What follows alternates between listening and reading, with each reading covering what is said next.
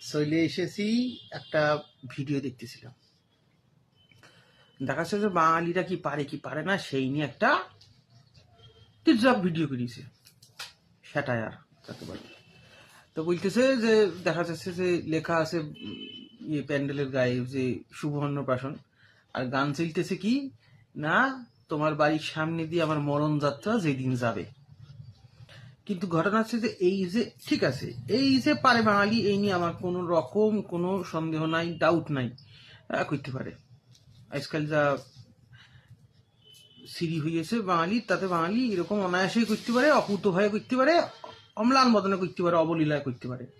কিন্তু আমি একটা অন্য কথা বলতেছি, যে এই যে গানটা কবি কি বলতে চাইছেন, মানে কবির আপনি ভাবটা বোঝেন, কি বলতে চাইছেন ভুলে যান।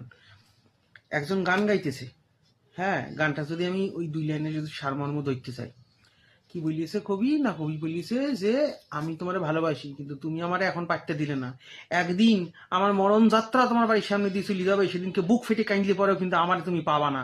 তাহলে ভাবেন, যেদিনকে তুই মরে যাবি তারপর তোর অস্তিত্ব বলে কিছু থাকবে না, সেই দিন ওই বেটি কাঁদলো কি কাঁদলো না সেই নিয়ে তুই আজকে ভেবে একটা গান বানিয়ে দিয়েছিস। কিরকম মাথার মধ্যে কিরকম জটিল কল্পনা থাকলে এরকম লোকে ভাবতে পারে